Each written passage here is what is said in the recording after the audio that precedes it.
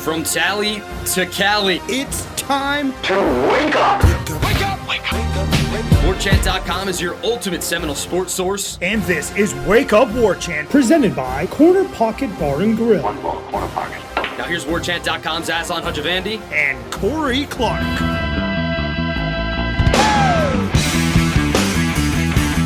Wake up! What is up? Welcome on into Wake Up Warchant, presented by Corner Pocket Bar and Grill. Coming up on today's show, Tyler Martin in the portal, another prospect on the board for Mike Norvell and the football program, and, just some random stuff from the message board that we like to kick around on the show. Wake Up Warchant, as we said, brought to you by Corner Pocket Bar and Grill in Tallahassee, Florida. CPTallybar.com is the website. Check it out. You can place an order online. You can find directions if you don't know where it is. It's right off Appalachia Parkway. You can also check out the daily lunch specials that are going on. Wednesdays, pressed ham and Swiss, everybody. Get some, 11 a.m. to 3 p.m., $8.99. Inflation what? Look at Bill keeping the prices affordable for the common man. Corey, shout out. Shout out. And legitimately, I would say the best wings in town. Okay. They got a lot more than just wings, but Brady had some for the first time during this stay down here, and he could not get enough of them. He loved them. And I'm not saying that they're wings for 13-year-old boys and only 13-year-old boys because they'll eat anything. They're good wings. They are meaty and good and taste good. Yeah, absolutely. Absolutely. I wanted to shout out some people real quick on YouTube from last week. Our guy Kevin, hi Aslan with an O. There's no O in my name. It's all right, Kevin. I was recently in Italy for a month, and to my surprise, I heard the same boat horn sound effect clip that you play when people send money on an Italian radio station. I'm thinking it's from a movie, but it was cool to hear it. Reminded me of you and Corey. And then Dalton says, hey, Aslan, do you have a personal playlist that you pull the intro music from, or do you just wing it every time? I enjoy it and want to know if there was a place I could get it all at once. LOL. That's I want to do that, Dalton. One of these days I will compile a master list of all the music that we've played on the show and let you folks know so you can have the bops ready for your tailgate parties and stuff. Yeah, you could put it on can you do that on Spotify? I think so. If I had a Spotify, but your guy doesn't have a Spotify. But maybe I'll get a Spotify just for that. You should do that. Yeah. We used to do this, and by I say we used to do this, we might have done it twice, like 3 years ago. But post of the week, post of the day over on the Tribal Council, Warchant.com, there's a thread with Destyn Hill's name on it, Corey Clark. Apparently there was a troll account by the name of Warchant, instead of an A on the end of Warchant, a U, which is clever because it's lowercase a, lowercase u, similar enough, that apparently was like, yeah, Destyn Hill's on campus. And I don't think he is, everybody. I do not think that's the case. And then somebody, one of our valued subscribers, who's been around forever, I'm curious as to why some reporters or even an intrepid poster don't do a little digging. His mother's name is in the media. Just Google Destyn Hill mother, and you'll see her name come up in a story on him. Then go ahead and Google her name. She's a real estate broker in New Orleans and has a nice website that is complete with her phone number and email address. Why doesn't someone just ask his mom what the deal is and when he will head to FSU? Noel Esquire replies, I tried, but decided to leave it alone after she threatened me with a restraining order. So that's Good going times. on. Yeah. That's going on, too. There's a lot more. There's a lot of other stuff going on the Tribal Council. It's not just that. Don't get the wrong impression. You guys need to sign up. It's a great website, and there's a lot of great Florida State fans in there, exchanging barbs occasionally. People want this to happen, and I don't want to throw like cold water on it, but again, just this is a kid that hasn't played organized football, like high-level football, in 2 years now. I know like we're hoping and we're wishing for like the best out of everybody. I guess is that just what it comes down to, Corey, with the or is it just a natural curiosity that any fan base, even Alabama, would want to know where their wide receiver was from 2 signing classes ago that hasn't showed up yet, that's been reported to be coming any day now? Yeah, because it's kind of shrouded in mystery. It's not an injury. We don't know what has gone on here for 2 years now. And also, we've been told a couple of times that they're expecting him now. Okay, no, that's being pushed back till now. Okay, now it's being pushed back again. So it's poop or get off the pot at this point. Like, if he doesn't show up this summer, I think he goes the way of Deshaun Platt, where people jokingly ask the question, whatever happened to Deshaun Platt? Or is Deshaun Platt enrolling? But they will not. They are just doing it as a joke. They're not genuinely interested if Destyn Hill will materialize somewhere in 2023. Like, it's over. So this is the last summer, really probably the last couple weeks, that anybody will care about Destyn Hill if he does not show up. If he does show up, who knows, man? Maybe a couple Blitnikoffs. Yeah. Also, again, at the end of the show, Tom Lang, Michael Langston breaking down the commitment from the most recent poll for the Noles, and that's Ayobami Tifase. I hope I said your name right, young man. Welcome to the tribe. Florida State beats out Arkansas, UConn, and Virginia Tech for the services of a reclassified. His profile says he's an offensive tackle, but I think he's a defensive tackle. His bio on the Twitter machine says, oh, never mind, it says defensive tackle. I thought it said offensive tackle in one place and the other. But he's a large human being, 6'4", 300 inches, or 300 inches, that'd be really weird. 6'4", 300 pounds, Aslan. Figure out your job and how to speak. So that's coming up towards the end of things here. So that's because I was thinking, a guy like this at this 300 point, inches would be huge. be a large, very large human being. 26 feet. I mean, these are cool stories. I mean, if you get a kid that's under the radar that reclassify, you're like, man, what if we have found a diamond in the rough? I think there's a little more easier to kind of appreciate, like when things are going well. Like when you're coming off a 10-win season, it's like, all right, we got this wild card. But it looks like most people are excited and thinking that they pulled some sort of heist off, which would be really cool. He's also a barstool athlete. Where do you stand, Corey, when it comes to – listen, there's 85 scholarships. How many of the guys that get – let's go 25 a year you can sign or used to be able to sign, now that's going to be wiped off. How many do you think like a coach to a man would admit to you, like, we know this kid's going to be good within like 2 years and then he's going to be off to the league probably? Or maybe not the league, but just how many do they really truly know they're signed up for a player that's going to be really talented and really productive? Because I feel like everybody else probably is just some sort of different spectrum of this kid they just pulled on Tuesday. Yeah, man, the only way I could really judge it, and I think we would all agree, whether you like the way he left or not, Jimbo was a very, very good judge of talent. He was a good evaluator, especially at that level. Devontae Freeman is a great example of that, but there's 1,000 of them. But I remember him telling me that Arrington Jenkins was as good as any of the other linebackers that had been signed in the class that year by anybody. Not just ACC, like nationally, he was as good as there was. He was wrong about that. But he was right about other guys. You know what I mean? Like, I just think, like, yeah, he said Derwin James would be there 3 years. And he was right. But everybody could see that. Yeah. Jalen Ramsey, those dudes, it's automatic. Like, yes, these guys are different. Dalvin, Derwin, Jalen, all the guys that end with N. Those dudes were different, but Winston. You could tell that. Yeah. But the other guys, the guys between like, mid 3 and mid 4 star, man, they don't all know. It's not an exact science, right? Yeah. It's just not an exact science. And so, I don't think Jimbo thought that Nate Andrews was going to turn into what Nate. Now I know he got hurt at the end of the year and at the end of his career, and he wasn't the same. But Nate Andrews led the 13 team in interceptions. He was barely a take. He was the last dude they took in that class, almost on a whim, and then he ends up being, leading the team in interceptions. And there's that end of the spectrum, and then there's other guys like, just name some. Will Tye never made it here, but he went up playing in the league. So nice. It's good. Look at you, Stony Brook. Stand up. Yeah. Will Tye. So you know what I mean. Like it just the ones that are obvious. It's in basketball too. The ones that are obvious, duh. Of course, Jalen Ramsey's going to be awesome. Of course, Derwin's going to be awesome. They are freak athletes. These other guys, you have an idea, but you don't know. You just don't know. None of them are going to say, we kind of reached on this one. This guy's a bit of a project, but he could be, he could be something. They don't really say that. Well, they won't admit that, but they know that. They think that.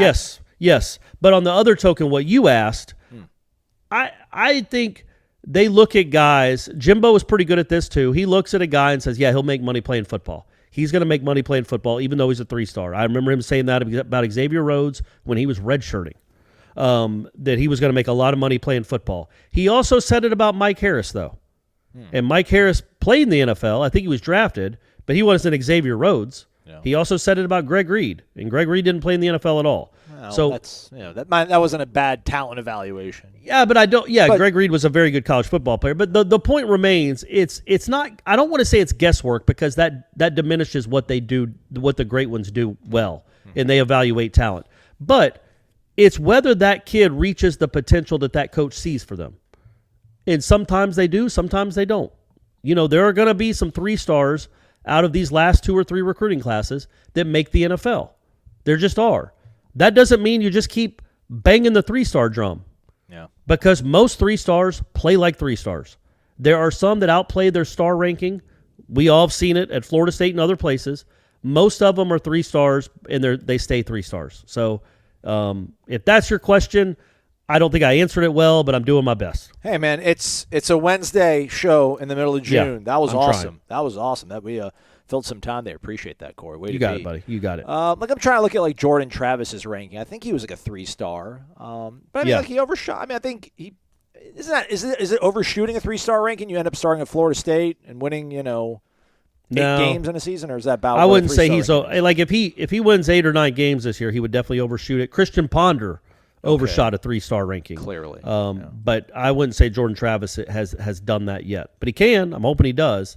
But yeah, I mean, there's been countless examples. Bjorn Werner was a 3-star.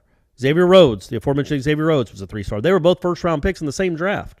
Yeah. So there are examples. There are also, obviously, as we know, 5 stars that don't play like 5 stars. But when you look at what Norvell's done here, I don't know that we know a 3-star for sure that we've seen that he's recruited that absolutely positively is a great college football player or we believe is going to be a great college football player. We think they can be good enough to get to where you're wanting to go in the immediate, which is 8 wins and bowls. But have you seen anybody in these classes that wasn't highly touted? And they haven't had a lot of highly touted guys, the medium touted guys at this place right now, that you think for sure is definitely an NFL player and is going to make a lot of money and is going to be a very good college football player? Well, some of those mocks say that our guy Robert Scott, 1st-round pick, maybe. I mean, but I hear you. Yeah. I'm trying to pull those scrambling here to pull up Amarian Cooper's profile. I think he might have been a 4-star. Amarian Cooper might be the one, right? 3. Kevin he's Noles, 3. maybe. Yeah, he's 3. I think Noles was 4. Shaheem Brown is a 3-star, but he has not played a game yet. He has really, not. So we don't know. It's all just potential right now. So I guess it's a bummer to a certain degree because these are cool stories. Like an Amarian Cooper's a cool story. This Tifase kid could be a really cool story. You can appreciate Cam Irving. You can appreciate the Xavier Rhodes when they hit. Yeah. Because you already were on good solid ground. That wasn't part of your foundational mix. It was we'll sprinkle a load of these guys in and hopefully it'll work out. Well, not really. Not that first, because Xavier and Bjorn were both 2010, I think. Maybe Rhodes was 2009. I don't remember, but I know Werner was 2010. And that was a 7-6 program he joined. But the difference was that recruiting class also had LaMarcus Joyner in it. And Christian Jones. It was fresh hope. Green. There was fresh hope too. It's all right, this Jimbo guy's taking over, so it was a freshness of a new coach. But he also he dashed in. He had, if you look at that 2010 class, which a lot of people think turned the program around, and it did. It's not an opinion. There were a lot of 3 stars in that class. A lot. Definitely more 3 stars than 5 stars and 4 stars, I think. But mixed in with those 3 stars were some 5-star dudes. Jeff Luke was a top 50 player. LaMarcus was everybody's All-American. Christian Jones, Christian Green, those were 5-star guys mixed in with the 3 stars. That hasn't quite happened yet, at least not to Florida State's hoping. That class was number 10 in the nation, that 2010 class. Let's see your name. Our guy Dan Foose, shout out Paramus, New Jersey. There you go. DeBrail Smiley, Anthony McLeod, 3-star. Damian Jacobs, who ended up playing at Florida. Clint Trickett. Tank Sessions. I had big hopes for Tank Sessions. I love going back and looking at these old classes. Holmes Anawakafe. I can't say his last name. Remember him? But anyhow, moving on. Shout out. Thank you, Corey. Good job. By the way, speaking of the 2010 class, lots of those guys were hanging out in Central Florida this past weekend at the Raw Camp. Kenny Shaw Raw, Resilient Athletes Worldwide video story up on warchant.com, video up on YouTube. Hopefully folks have seen it by now. But go give it a spin. Give it a little spin, see. We appreciate that. Yeah, Aslan went down there and got some interviews with those guys, man, all the way to Orlando. Yeah, one day back in, we did a podcast. Check this guy out. Yo, you hear that? That's the sound of the hottest new club. The Zaxby's Signature Club Sandwich. It's everything you love about our original sandwich, but, clubbier. Hand-breaded chicken, bacon, and cheese, and your choice of Zax sauce or spicy Zax sauce. Try one today with fries and a drink. Only at Zaxby's. Can we turn it down now? And don't forget to listen in for the Zaxby's indescribably good Player of the Week every Monday on Wake Up Warchant. How about this, Corey? The NCAA trying to put the genie back in the bottle, which I appreciate. I appreciate the sentiment. I have talked about it on the show and said, we have to figure out a way to regulate NIL. But the more I think about it, and as I read the story from Ross Dellinger of Sports Illustrated, I'm just like, man, there's no way they can do this. But apparently the NCAA has launched an inquiry into the University of Miami. They sent enforcement staff down to Coral Gables for about 2 days, and they pretty much centered everything around John Ruiz, the mega booster, billionaire booster for Miami. He termed it a general interview. But I did like the story towards the end of it.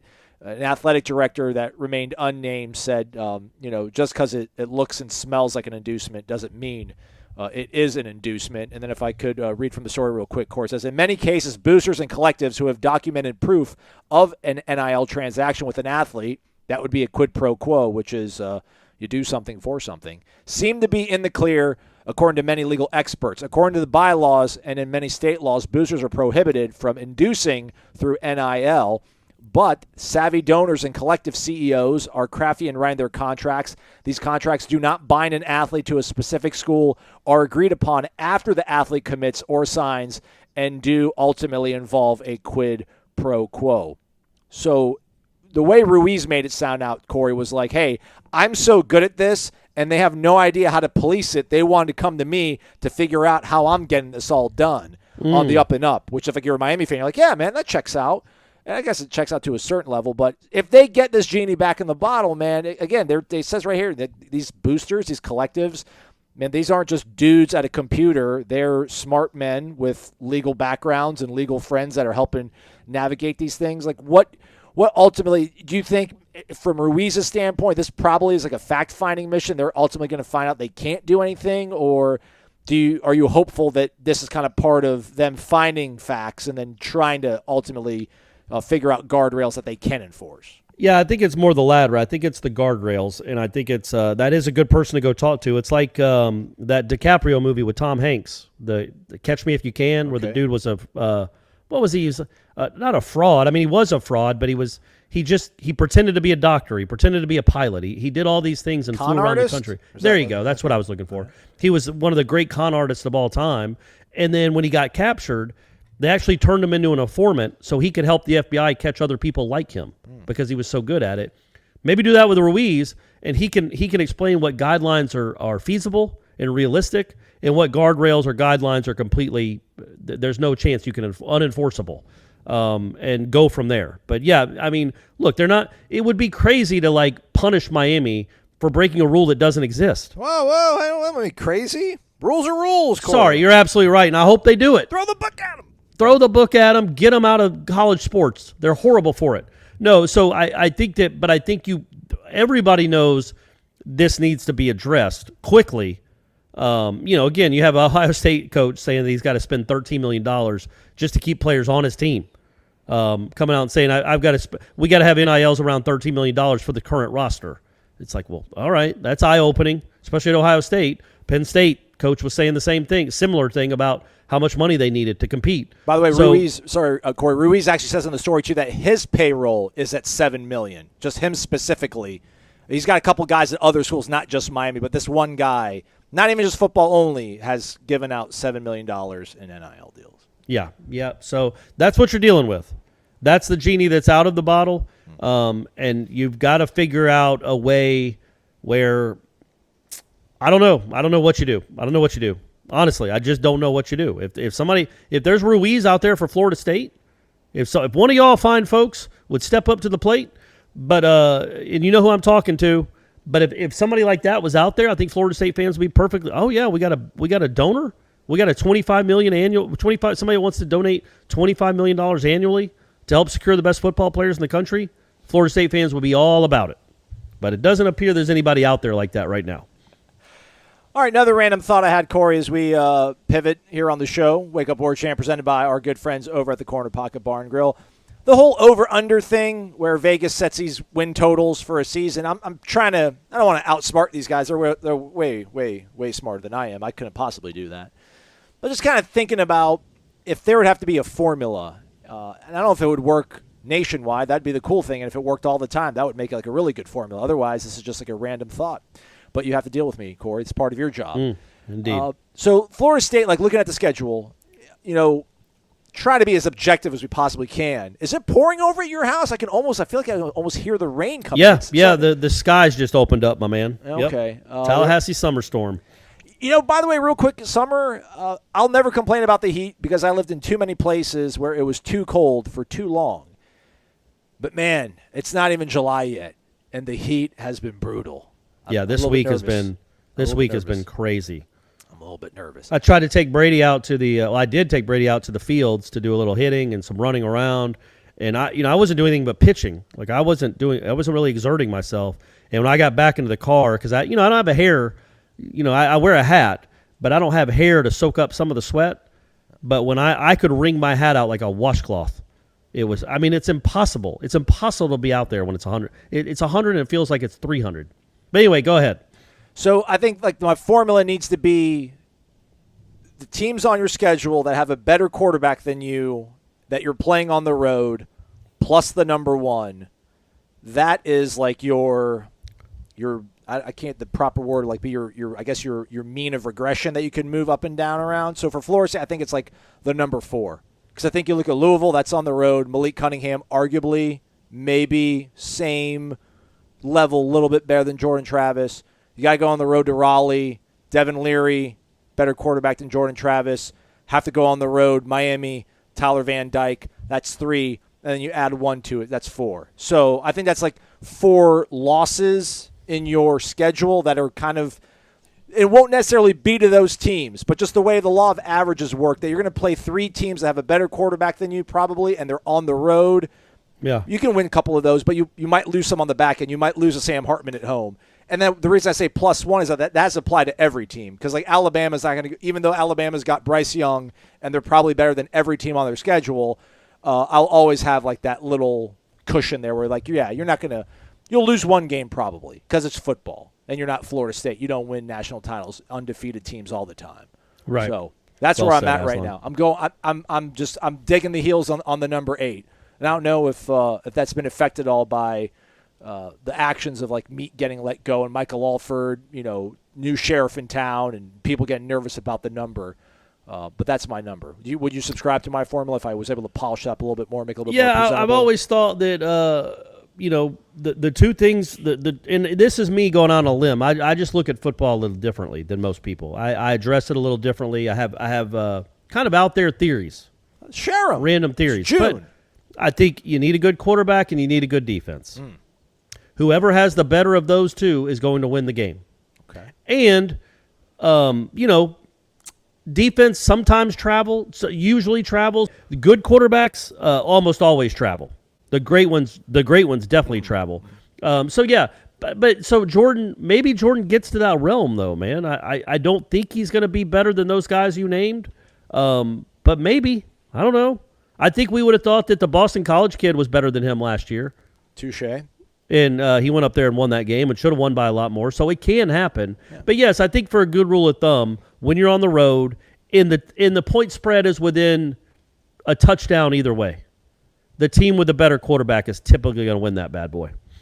All right. Yeah, I mean, would throw that all caution to the wind on that is like, Clemson didn't have the better quarterback, but it was on the road, so like that compounds itself, and one of them kind of wipes out the other. But it's a work in progress. Clemson's defense was the wild card, right? Like that wasn't a normal. Yeah, but I'm not using yours, Corey. This is the Aslan. Oh, gotcha. Theorem. Okay, my fault. Theorem. But you got it. It's a good theory, man. I like it. All right, appreciate that. And then lastly, on the way out, before we let Tom and Mike talk about this latest recruiting commitment, it happened on Monday. We didn't do a show for you folks on Tuesday. Apologies.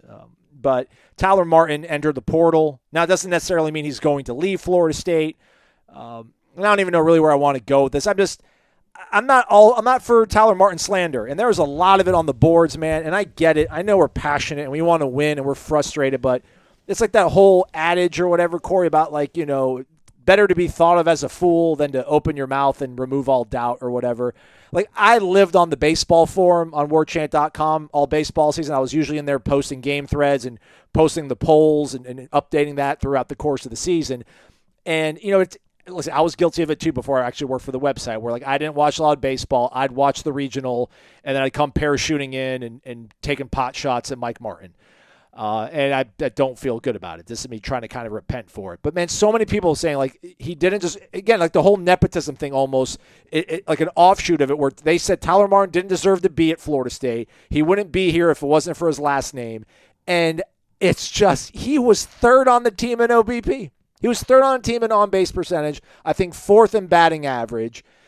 In a year that he was struggling with an injury. His freshman year, that 2020 COVID season, I think he was top 2 or 3 in every batting offensive category in that little 15-game window. Well, not home runs. Well, yeah, I'm sorry. Correct. Touche.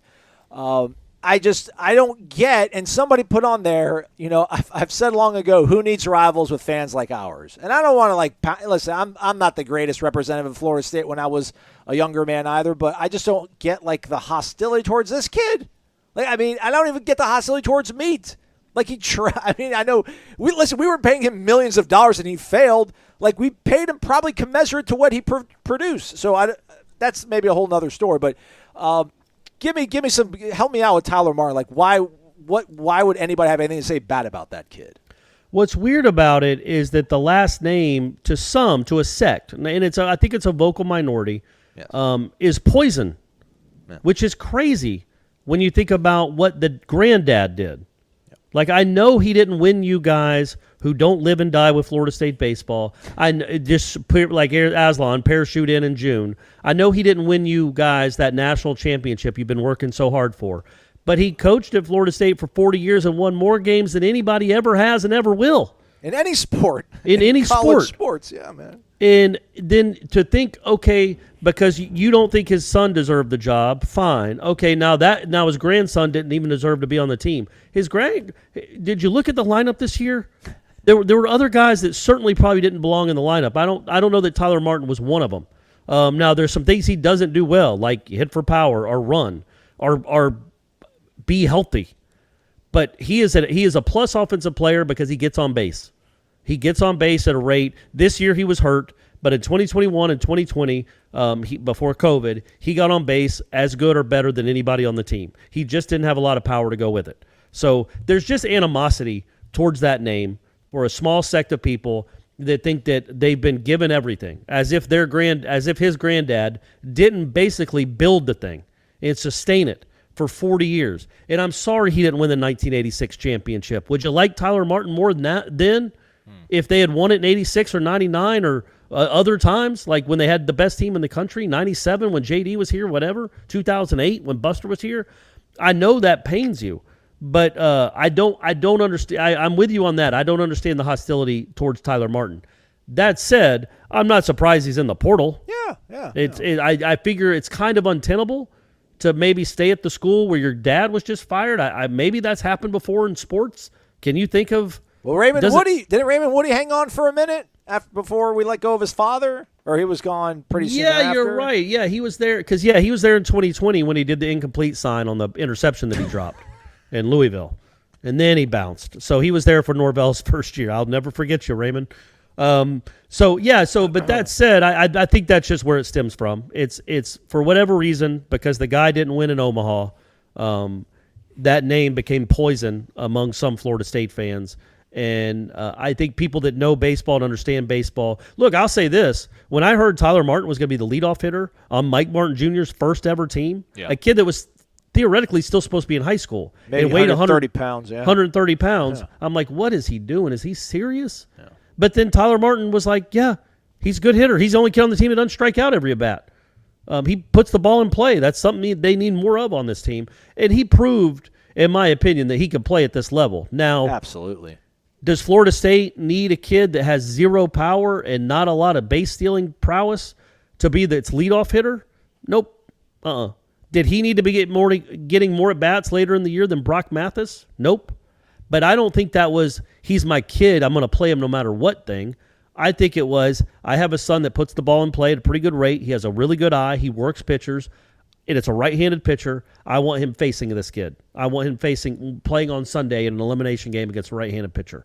So that's, I don't think Meade is the person that like he didn't have Tim Raines on the bench that was playing behind Tyler Martin or Acuna. There's nobody on the team like that.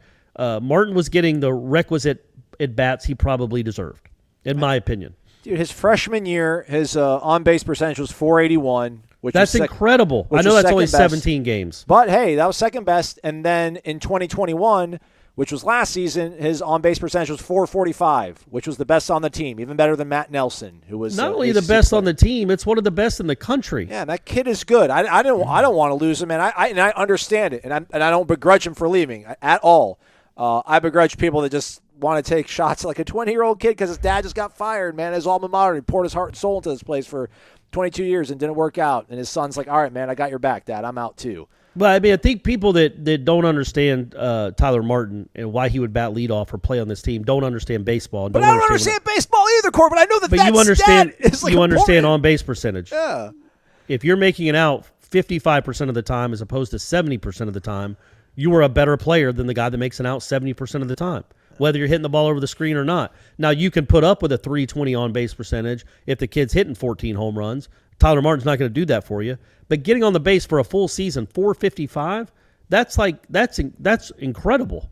445. I'm sorry, 445. 445, that's an incredible on-base percentage, especially for someone that you're not scared to pitch to. You know what I mean? Because why would you be? He doesn't hit home runs. He has some falls and some faults and flaws, but that getting on base is a big deal. I think my issue when it comes to Tyler Martin and why I'll always wonder, like, what if, is he was supposed to be a better fielder than a hitter.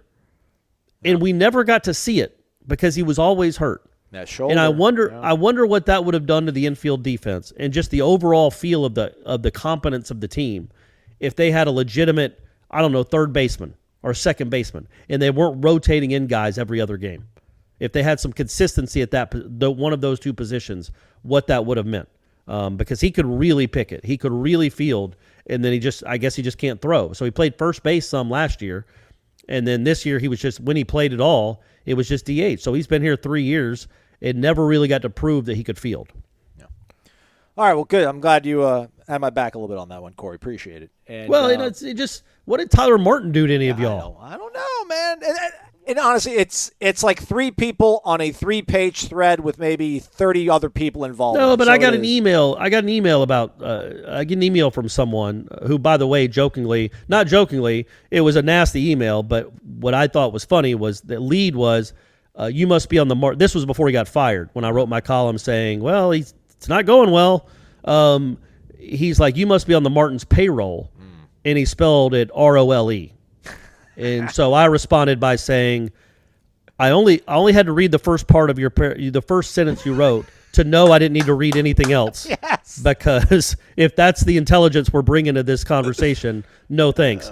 But I did peruse it, and he was calling both of them names, like nicknames, like bad nicknames, the kid and the dad, Junior and Tyler Martin. It's like, man, what would y'all possibly have against Tyler Martin? He is not up there batting .080. And being embarrassed.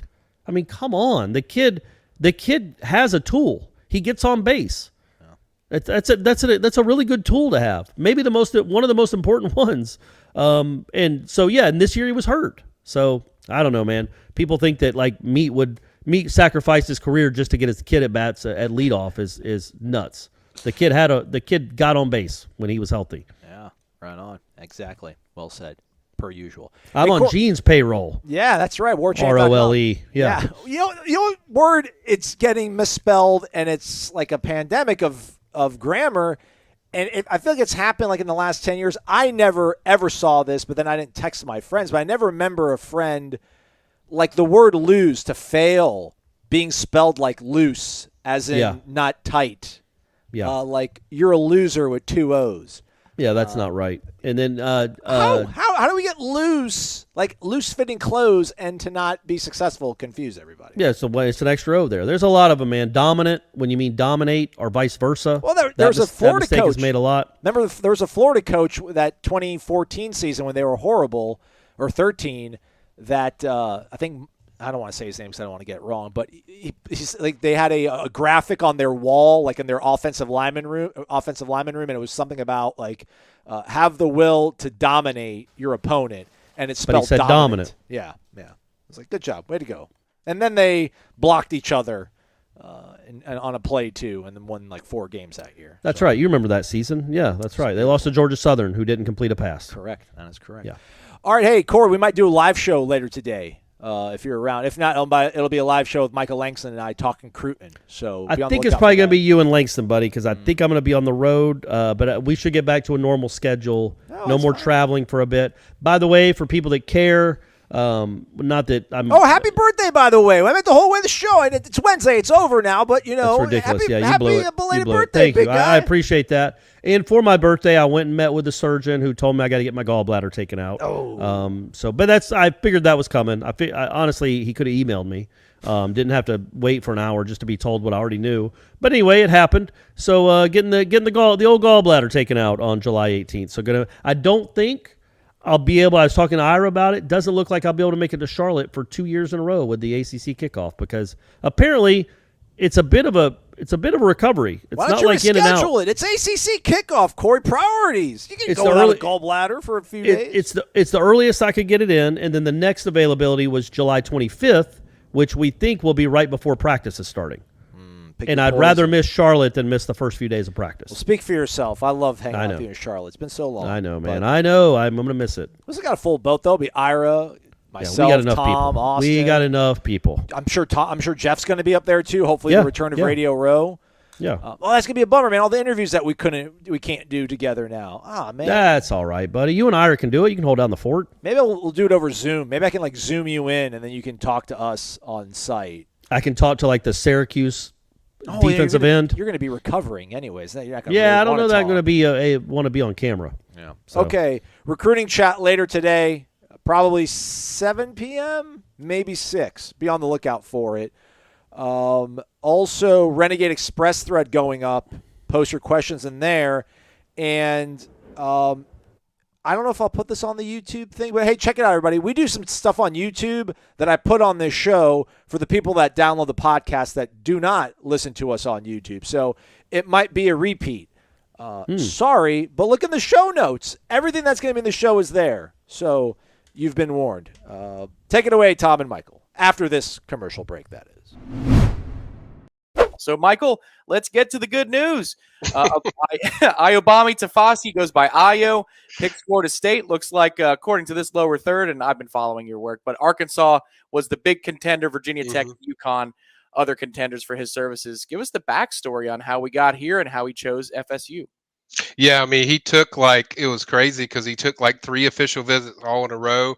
I want to say he went to TCU and then he went to Arkansas, and then FSU got the last visit, and every site seemed to kind of where they sat, with Ayo, and I think it was kind of a back and forth thing where last night I kind of put some last night Arkansas feels good about their chances, and then and everything looked like that, and then later this afternoon I probably want to say about 12 I got a call that FSU felt confident, and I was like, that's interesting because usually when you get it late in the process, it's substantial. I mean, it's significant, and certainly I was feeling hey, it looks like FSU, but I'm not gonna just put it out there that it's gonna be FSU because you never know how things can adjust and how Arkansas had their confidence in them. But certainly a tremendous pickup. He got reclassified to 2022. So he got to move up with that, and so he was originally going to be 2023. Officially visited this weekend, and I really felt when he officially visited, FSU looks really good here. You could tell an Odell guy that connects with him, and a lot of stuff was genuine on the FSU visit, where I think the other ones were exciting and fun, but this one was more business-like, where they connected with him in a personal way that nobody else did. And I think it's just a huge pickup for them to get somebody that gets off the ball as quick as he does. Very, very explosive. Obviously, people have saw the pictures. The kid looks like $1 million. He looks like a college player right now. And I think the thing that I love is just his takeoff and also the way he uses his hands. I mean, he gets off so fast. And I talked with several reps throughout the weekend, and they said this kid reminds them a lot from his skill set of Derek Nonati. Does a lot of similar things to Derek Nonati. Derek was a really powerful guy, probably one of the strongest guys on the team when he was at FSU. This kid kind of fits that, and then he's also got quick feet, and we know Derek had that as well. So I think that's kind of a similar comp for me when I look at I think they wanted to start this whole resurgence of FSU to get where the standard is and where they should be in the trenches. I think they've started there, and this is a clear indication, another example of a clear indication that playing in the trenches is vital for them. Yeah, what's interesting to me, too, about this particular player is Florida State is loaded at defensive tackle. And I understand, Michael, that you can never have enough when it comes to getting as close. The closer you get to the football, you need as many guys depth-wise as you possibly can have. But if you're looking at, the future and projecting for Florida State, 2 true freshmen in Daniel Lyons and Bishop Thomas, who were outstanding in spring. Mm-hmm. So for a player like this, Ayobami Tifase, you don't necessarily have to have him. So what that tells me is this coaching staff, like you're describing, really wanted this player because, if you're waiting on the right guy or the right fit, that's a 4 or a 5-star, you can afford to do that with the true freshman you currently have on campus. But clearly, offers aside or final contenders aside, this is somebody that they prioritized. And this is somebody that I gather, again, the way you're describing it, just that there was a lot of interest and people were asking you consistently, where's this kid going to go up to the 11th hour? Yeah, and it seemed like, they really they felt like this guy was a game changer, a big game changer whenever they got him in there. It kind of feels a similar way that the way they pursued, a guy like Eddie Goldman, when he was coming out of high school. It just feels that way. It just feels how they want him in there. Yeah, I mean, we don't know the academic situation of what he can do, what can't do, play, but you don't need him to play this year, as you alluded to. They're very loaded, they're very stout, but to have him, say, worst case scenario, he has them coming in next year, he'll be in the nutrition system, he'll be in the conditioning and all that stuff, he'll have his body ready, he'll be ready to compete and even possibly start if everything goes well, and you get the kid for like 4 years. So you can't beat the situation what they had. And like I said, the pursuit was so heavy that you could tell this was one of, whether he is 2023 or 2022, this is one of the top guys. I don't care that he didn't have a ranking at first. Now he does, but I don't care. You watch the film doesn't lie. I mean, as far as what this kid looks like. And I think a lot of people didn't know if he was going to probably make it or academic where he was going. And then a lot of teams were scrambling. We see Arkansas and Virginia Tech and all these teams trying to get in there and win this guy over. And I think in the end, FSU did what I put keys to the visit for every guy before the weekend. And I said the key to is the FSU to stay who they are, which is you don't have a product that you can sell on the field as far as winning, but you got a thing where you can sell the vision, but even more so you can sell what you do with those players when they're here. Odell's history and pedigree speaks for itself. He could tout to that, but you can also tout to what this defensive lines look like and kind of where you're going and stick with the relationships. And even Ayu said that after the visit, he said, look, they did stuff that nobody else did. They were very genuine. They were very direct. I felt like I could trust what they were saying. They were telling him things good that he did well and bad that he did well and stuff that was it came off as very genuine and direct and not like a sales pitch, and I think that's what won Ayu over, eventually when he made his decision, which I would assume it was today or this morning or afternoon. But I think FSU has to stick with who they are and what this staff is, it's from a relationship standpoint.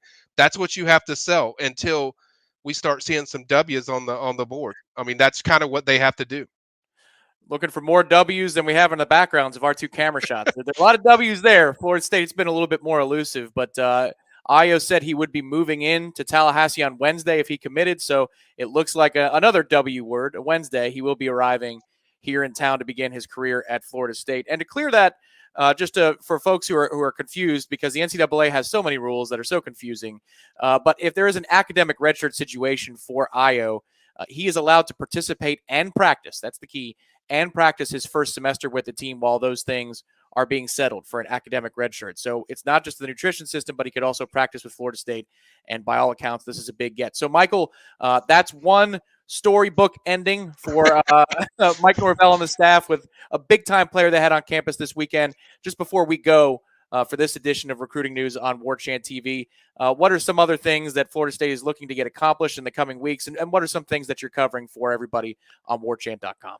Yeah, we're getting to the tomorrow on Wednesday will be the big man camp. That's the biggest one I expect, which when I say big man camp, I know not everyone's on Warchant all the time, but that's a lineman camp where you have defensive ends, defensive tackles, offensive linemen, and some mixed in a little bit with linebackers that maybe are buck guys that participate in that. You know, some of the best, I think guys like DJ Chester, who we raved about from the league camp, I think he'll be there.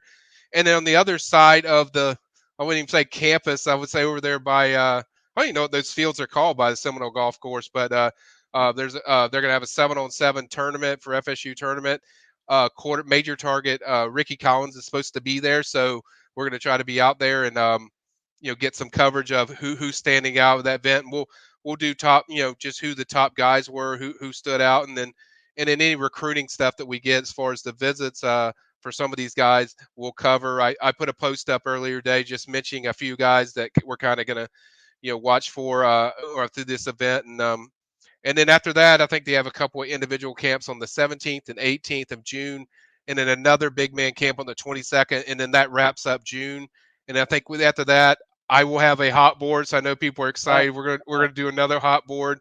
And we're going to do a little change. I'm not going to give it away what we're going to do, but I think you guys are going to like it. It's a nice little twist and add to what we've done with a hot board that we'll throw some neat stuff in there, and I'll break down all the positions, and certainly there's a lot to go over, so I'll break that down in July. That's kind of something I'll be working on in July. June is camp season. We're in the throes of it right now, but we always take a break if there's a commitment to Florida State, and Ayobami Tifase is the newest member of the Florida State University football program. So for Michael Langston, the senior recruiting analyst here at Warchant TV, thank you for your expertise. My name is Tom Lang. We will talk to you all right here on Warchant TV next time. On the way out, everybody, hit that like button. Warchant.com is the ultimate inside source for FSU football and recruiting. And now you can get in on the action for free for an entire month. Warchant.com is offering a risk-free 30-day trial subscription. Get full access to the #1 website covering the Seminoles just by entering the promo code WARCHANT30. That's WARCHANT30. Sign up and get in on the world's most active FSU message boards. Receive breaking news, stories from our award-winning staff, plus get exclusive interviews and videos. Just enter the promo code WARCHANT30. Warchant.com, your ultimate Seminole sports source.